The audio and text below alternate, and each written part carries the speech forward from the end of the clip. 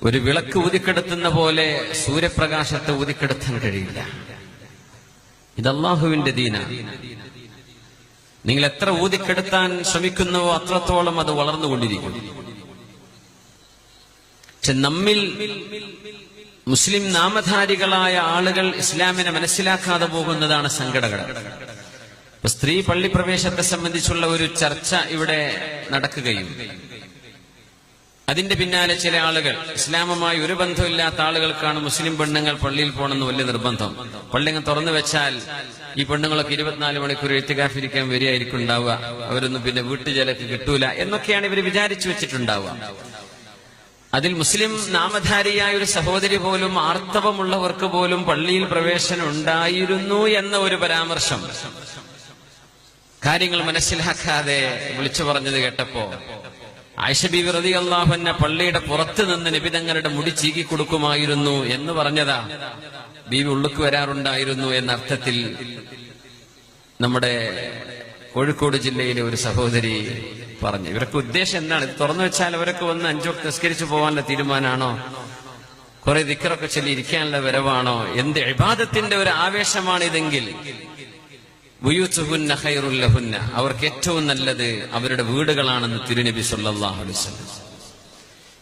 വിശുദ്ധ ഖുർആനും ഹദീസും അംഗീകരിക്കാത്ത ആളുകൾക്ക് ഇസ്ലാമിനെ സംബന്ധിച്ച് പറയാൻ അവകാശമില്ലല്ലോ.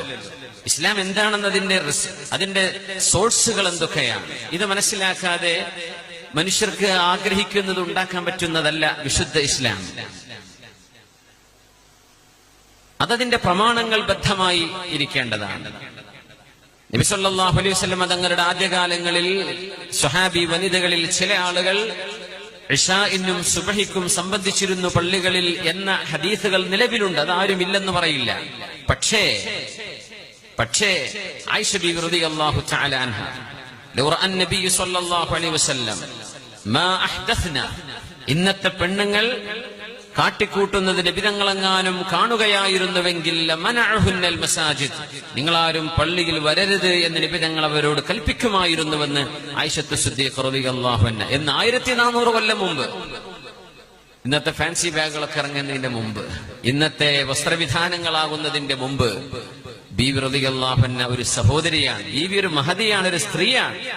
മുത്തുനബി ഇത് ഇഷ്ടപ്പെടില്ല എന്ന് പറഞ്ഞിട്ടുണ്ട്. അതിന്റെ അടിസ്ഥാനത്തിൽ ഹദീസുകളും പ്രമാണങ്ങളും പഠിച്ചു മനസ്സിലാക്കിയതിന്റെ അടിസ്ഥാനത്തിൽ നമ്മുടെ മദ്ഹബിന്റെ ഇമാമിയങ്ങൾ, പ്രഗത്ഭരായ പണ്ഡിതന്മാർ, സഹോദരിമാർ അവരുടെ വീടുകളിൽ നിസ്കരിക്കലാണ് അവര് പള്ളിയിൽ വരുന്നതിനേക്കാളും അവർക്ക് ഖൈറെന്നും, അത് മാത്രമല്ല പുരുഷന്മാർ ഇടപെടുന്നിടങ്ങളിലേക്ക് സ്ത്രീ സഹോദരിമാർ ഇടപെടുന്നത് അള്ളാഹു ഇഷ്ടപ്പെടാതിരിക്കുകയും അത് കാരണം എന്തെങ്കിലും ഒരു ഫിത്ന സംഭവിച്ചാൽ അതിന് ഉത്തരവാദികൾ ആ സഹോദരിമാരായിരിക്കും എന്ന് കണിശമായി കാഴ്ചപ്പാടുള്ള ഒരു മതവിശ്വാസികളോട് ഏതെങ്കിലും ഒരു കേസ് ജയിച്ചാൽ പോലും മഹാനായ അലി ഉസ്താദ് പറഞ്ഞ പോലെ ദീനിന്റെ പ്രമാണങ്ങളിൽ മാറ്റം നടക്കാൻ പോകുന്നില്ല.